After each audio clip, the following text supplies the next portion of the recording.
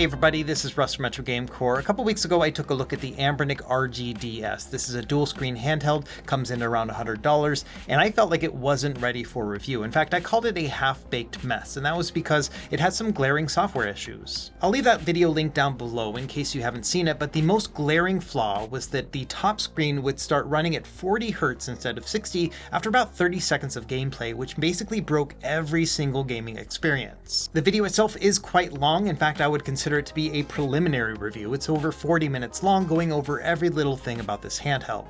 Well, a few days ago they released a software update that fixed the 40 Hz issue on the top display, and so now both of them run at 60 frames per second, which fixes that one major issue. And at this point the device is actually shipping to customers, and so I think it's time to actually do a review, and that's what we're going to do here today. We're going to test out that software fix and talk about some other solutions too, but then I also want to talk about the good and bad that I've discovered with this handheld over the past couple weeks and figure out whether or not it's going to be a good fit for you. And to give you a quick summary before we even jump in, I would say there are some use cases where people are going to enjoy the RGDS, especially if you're a more casual player. But if you're a more diehard emulation fan, for example, you're looking for a nice replacement of the Nintendo DS, or maybe you're looking for just a nice dual screen clamshell emulation device, I think there are better ways to spend around $100. And so with all that out of the way, grab your favorite snack and drink. Let's dive in.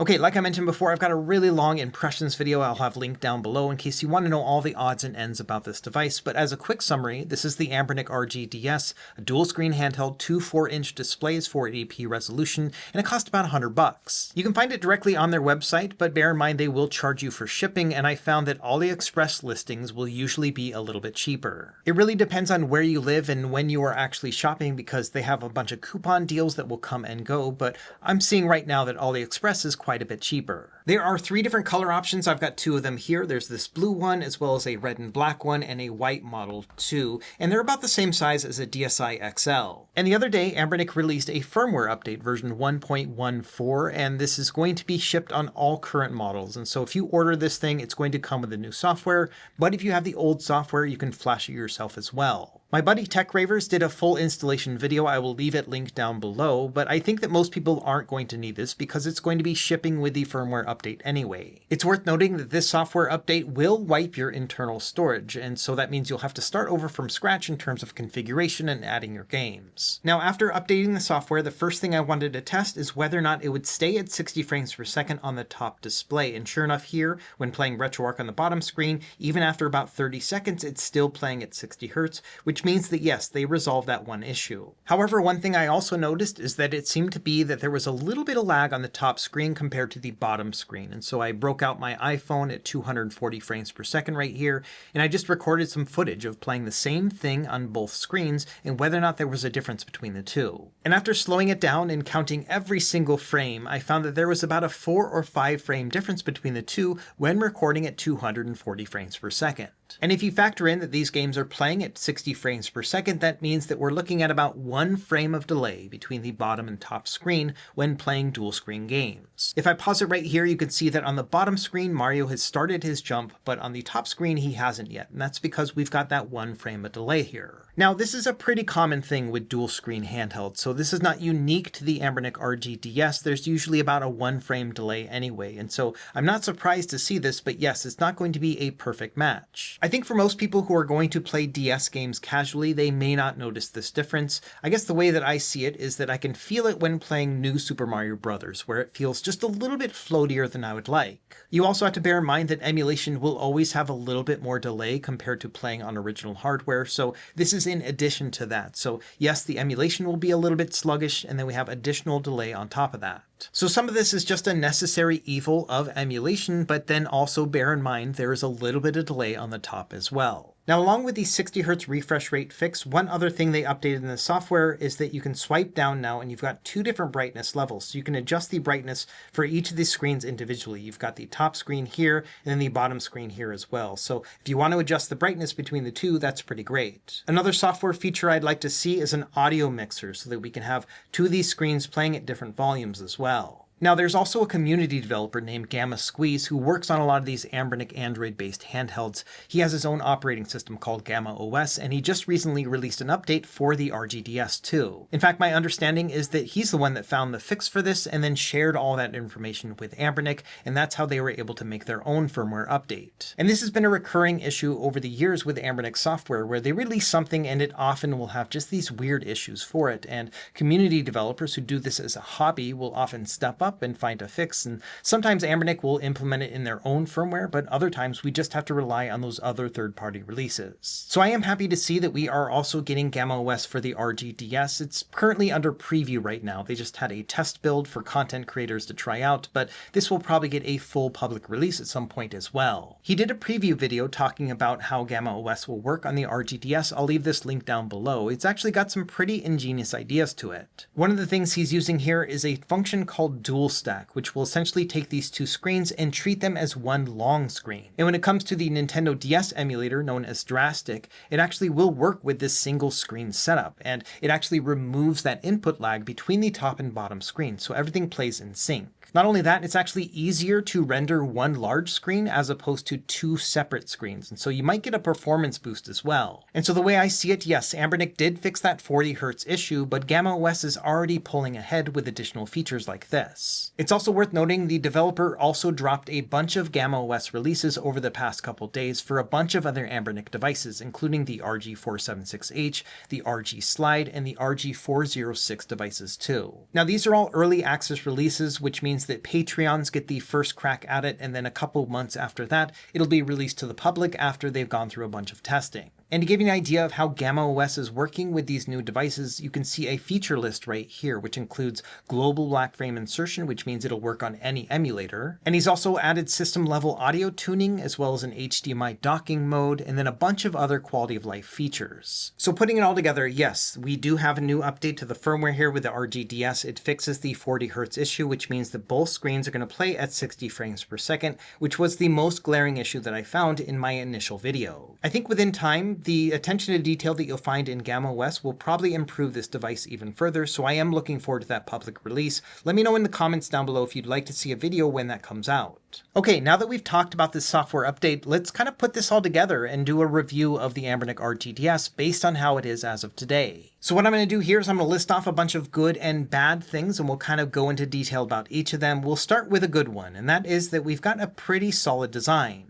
I talked about this a lot in my impressions video, but I do like the overall feel of this handheld. It's nice and slim. It just kind of feels like a DS in many ways. Maybe a little bit of a cheaper version just because it's a bit sharper around the edges, but otherwise, yeah, I think it's well built. The hinge itself is super solid. It's kind of stiff, and so it can actually be held at any angle all the way up to 180 degrees. And so I like the fact that, yes, you can use this at any angle, and it doesn't feel like it's going to break at all. It feels kind of rock solid. Like with any hinge, it'll take time to find any issues, but so far I haven't had any over about 2 weeks of heavy use. My only complaint about the design is that I feel like it should be a little bit more rounded like a DSi XL. It's kind of sharp around the edges. It isn't very pleasant to hold. I also think the material quality on an actual DS is just a little bit better than the kind of slick plastic we have here on the Anbernic. But overall, I do think it is a pretty good design. It's nice and slim, and I love the fact that, you know, it's a clamshell. You can open it up, it'll wake it from sleep. It's got, you know, speakers at the top instead of on the bottom like most devices, and so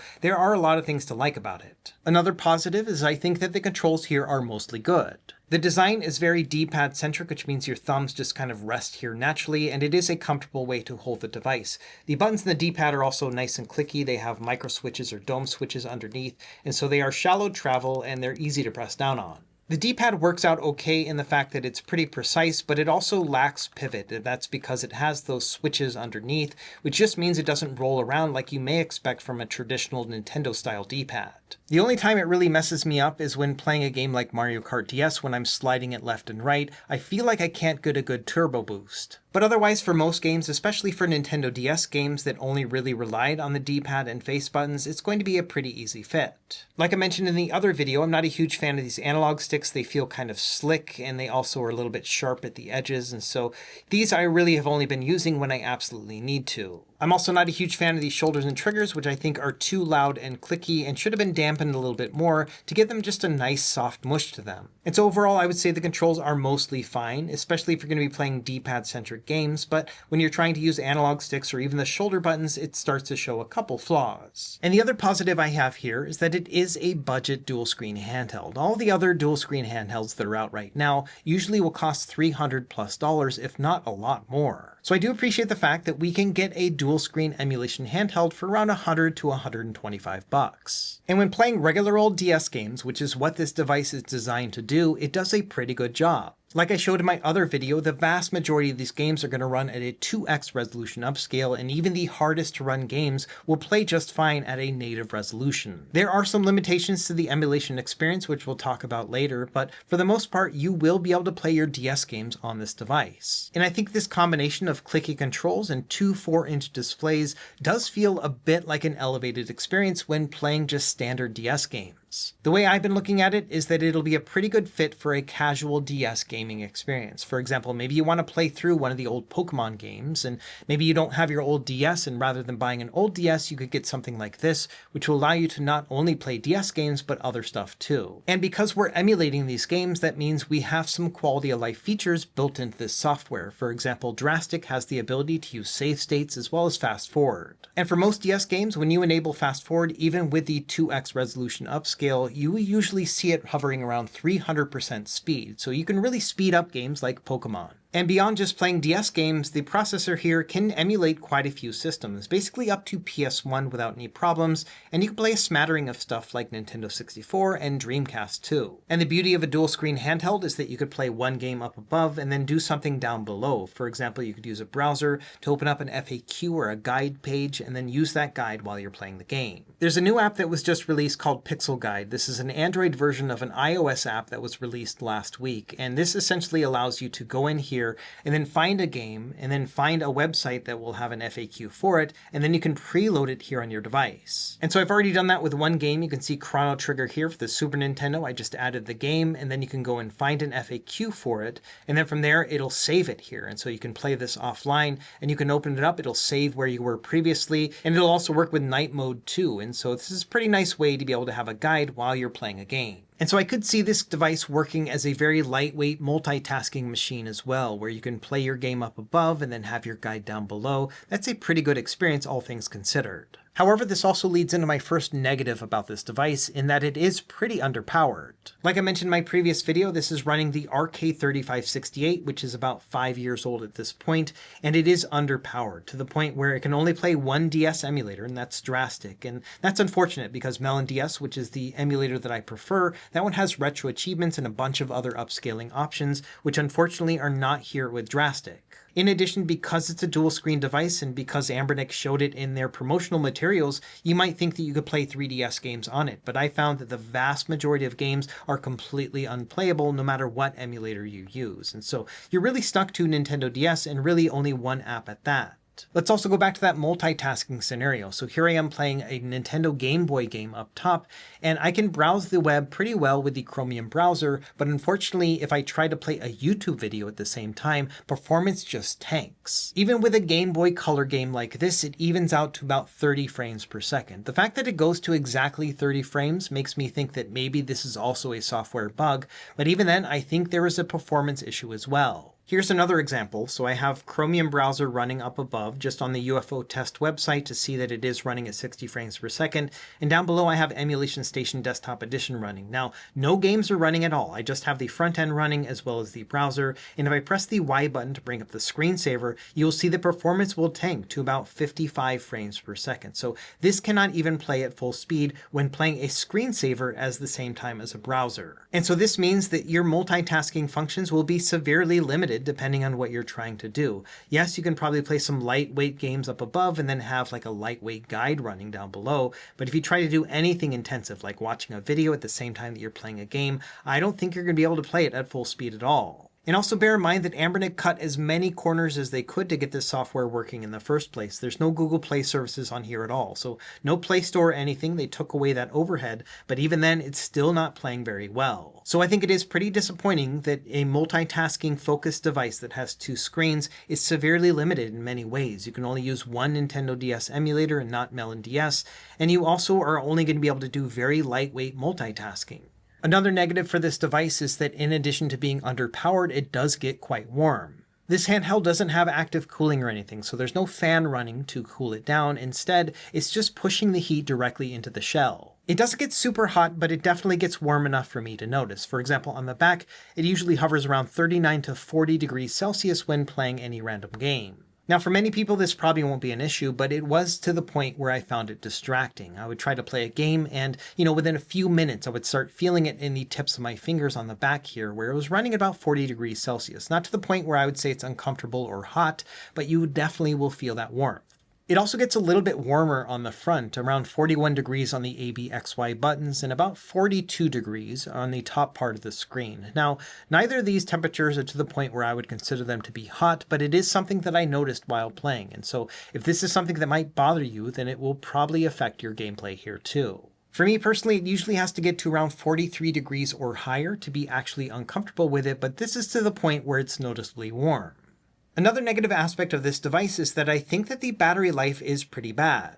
In my initial video, I got around 4 hours average time playing, and that's held up over this past couple weeks as well. The big issue here is that 4 hours is not that bad for a retro handheld, but it takes 3 hours to fully charge this device, and so you spend almost as much time charging it as you will actually playing it. To give you an idea, earlier today I did a bunch of testing and filming as I usually will do in preparing for one of these videos, and it got to the point where the battery was really low, so I had to start charging it, and then I had to sit around for a few hours just to make sure that I had enough battery to last me through this recording session, and that's not normally something I have to do. So I do think in terms of just general quality of life and having to charge this device constantly and then only getting about 4 hours of gameplay time in between each of those charging sessions, I do think it is a pretty negative experience. And then finally, my last negative here is that we still have some lingering software issues. I appreciate that they added that 60 Hz fix, so now it does run at the proper frame rate up above, but there are still a couple things missing. For example, I'd love the ability to download Emulation Station Desktop Edition themes, but unfortunately the theme downloader does not work. This is a common file permissions error that I have seen in other Anbernic builds on Android, and so I think this is something that they need to fix on their end, but unfortunately, even though I reported it to them, they have not found a fix. The default theme is not the end of the world. Like, you can still navigate through and choose your games, then launch them. You can even have them show up on the second display and everything, but I would much rather have the ability to change out the themes to something else that I would prefer. I also think the fact that it runs at exactly 30 frames per second when trying to play a YouTube video down below while playing a game up above seems to be a software bug as well, so I'm hoping that they find a fix for this too.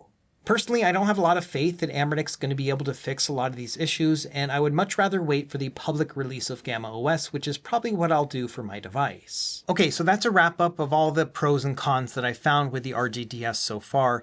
Now, you're probably wondering whether or not I'm going to recommend this device, and I think it comes down to your own use case, and I think to best illustrate that, we're going to use a couple different personas. Longtime viewers of this channel may remember that I have a bunch of drawings that my son made many years ago, and I use these sometimes as different use cases to show, different people and how they have different needs in terms of different handhelds. And so let's walk through each of these. So first up, we have Everett. This guy is like a diehard DS fan. He's the type of guy who not only gets a regular DS, but he tries to get the Japanese import ones and maybe those with IPS displays, that kind of stuff. Maybe he even mods his DS, and he's looking for something that will be a superior experience to the DSs he knows and loves. The next guy is Roger. This guy is a more casual DS fan. He's maybe owned one back in the day, but he no longer has it. And he's thinking about how much he would love to play some of his old favorite DS games, but he's not really sure if he should buy an old school, Nintendo DS from back in the day, or if he should get something like the RGDS and have a little bit more of a modern setup.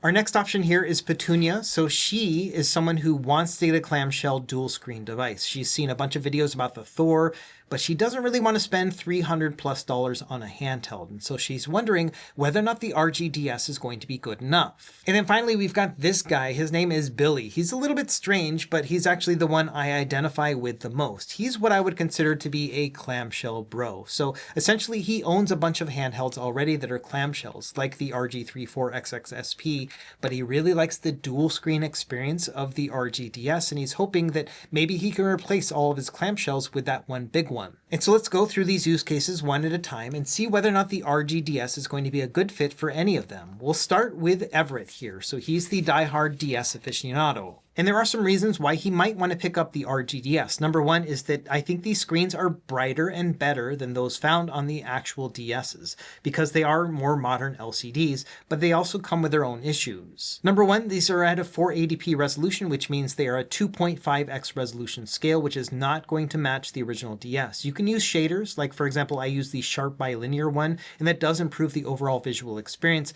but it's not the same as actually running these in integer scale, and unfortunately, these screens will not do it. Also, due to the lack of power that we have in this chipset, you are limited in your emulator options. You can only use the Drastic emulator, and you're also not going to be able to use retro achievements as of making this video, and so that's a big bummer too. And like I showed in my other video, the touchscreen technology is different on a modern capacitive screen compared to the resistive screens that we had on the DS, so the actual touch experience is not going to be the same. The touchscreen polling rate is only 60 Hz, which means you will have missed inputs in certain fast-paced games, but then also when playing touch-centric games, and there were many on the Nintendo DS, it does have some input lag as well. You can see it in games like Nintendogs where the hand is lagging behind the stylus, and this is going to happen with a lot of these touch-centric games to the point where it just doesn't feel like playing on a DS. So for die-hard Nintendo DS fans like Everett here, I don't think the RGDS is a good fit. There are too many compromises here to make it feel like a really big upgrade from a regular Nintendo DS, which often can be found for cheaper than this device anyway.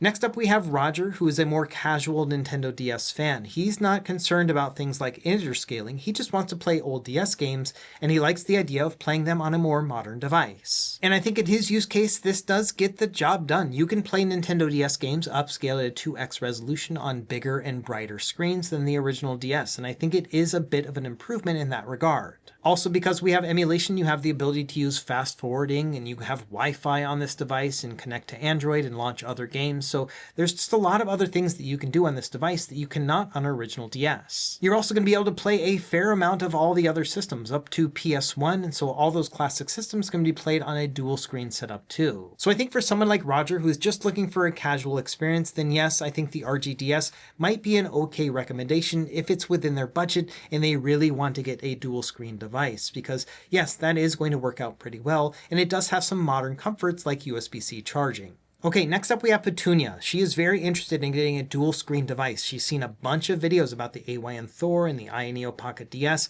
but she doesn't want to break the bank, so she wants something on a budget. And I think in that regard, the RGDS kind of sort of gets there. It's got two screens. They're both 480p, they're 4 inches. They're not bad to look at, but it does have quite a few cracks in the overall experience. At the end of the day, you get what you pay for, and this is a device that costs around $100 compared to a $300 device, and it really shows. The multitasking experience is quite sluggish no matter what you're doing, but it will work if you're trying to play some retro games and just play some guides on the bottom. Yes, you can do that here. But when directly comparing the AYN Thor against the RGDS, it reminds me of Terry Pratchett's boots theory, if you've ever heard of this. The idea is that if you buy cheap boots, you have to keep buying them over and over because they're going to be worn out, you're going to have to replace them, as opposed to buying expensive boots, which will last you a long time. And you end up spending more money on cheaper boots than you do on something that's actually expensive that will last you till the end. And that's kind of how I feel about the AYN Thor experience compared to something like the RGDS. Yes, this one is 3 times more expensive, but I feel like this is going to last a lot longer. I mean, already on release day, this thing has so many flaws to it, whereas the AYN Thor feels like it could last for years and years. So for someone like Petunia, I would recommend the buy once and cry once idea, where you buy something really nice, but it's going to last you a much longer period than trying to get something for cheap because there's going to be a lot of cut corners. It's really to the point where I think the RGDS has so many flaws to it that I really can't recommend it for anybody who's looking for a budget version of the AYN Thor. I think in just about every single use case, it's worth just saving your money and getting something that's a little bit better, or at least waiting until we get a better budget alternative. Okay, and then finally we've got Billy. This is the clamshell bro. So this guy has a bunch of handhelds. He's got the RG35XXSP, the 34XXSP, maybe the Mini, and he's just kind of tired of them. He's thinking that maybe he wants a dual screen experience. He's also seen a couple AYN Thor videos. He thought that was pretty cool. But again, he just wants something kind of cheap to play his retro games on, but he likes the idea of multitasking too. And there are definitely some advantages here, like the 4-inch screens compared to 3.5 inches on these two devices and the 3.4 inches on this one. So you are going to get a better visual experience on this one compared to the others. And like I showed, you can do some lightweight multitasking with a retro game up top and then maybe the pixel guide down below to be able to scroll through a guide as you're playing. That's a pretty fun experience. And personally, I thought I was going to be in this camp. I thought that this could be my replacement for the other clamshells, something that I could slip in my pocket because it is quite thin, and then I could play my games like this and then have that dual screen experience, or at least a 4-inch experience compared to 3.5. So I did see myself using a setup like this. But I gotta say that over the past couple weeks here of trying to use this thing in replacement of these clamshells, it just really isn't hitting for me for some reason. Like, I'm not really finding this to be as compelling as just using something that's kind of shaped like a Game Boy Advance SP. I think part of it is the fact that these are running custom operating systems that are Linux based, which just feel more like a retro console compared to slapping on a very rudimentary version of Android here, and it just doesn't really seem to be a good fit on a very low powered device like this. And it's frustrating that I can't even play a YouTube video at the same time that I'm playing a game without everything just kind of crashing out. And so I personally would just rather have something a little bit more simplistic that actually feels like a gaming console, and I feel like these smaller clamshells do a better job of that, mostly because they run Linux and it feels like an actual emulation handheld. And so if you are like Billy or me and you're hoping for a clamshell replacement that also is a dual screen device, I don't think we're there yet. I think that maybe GammaOS's public release might add additional improvements to this, including performance profiles to really lock in the overall feel of this handheld. But as it stands right now, it just feels like it has a lot of jank, and it doesn't really feel like a good match compared to something like even the Miu Flip, which I think is a better handheld experience. So there we go. That's my review of the Anbernic RGDS. I appreciate that they updated the software bug that we had here, but I don't think it's enough to cross the finish line for me. I think that there are some good things with this handheld, but there's a lot of bad too. And it's to the point where in most use cases, I wouldn't really recommend this device. I think it's better to either save up your money for something that's a little bit better, or just wait and see if there's going to be a version 2 of something like this, maybe with a better processor, maybe with some active cooling. And yes, even if it's going to be at a bit higher of a price point, I think that'll be worth it. So let me know what you think in the comments down below. Do you fit with any of these personas down here? Are you still considering the RGDS, or are you going to wait for something else? As always, thank you for watching. Be sure to like and subscribe if you found this helpful, and we will see you next time. Happy gaming.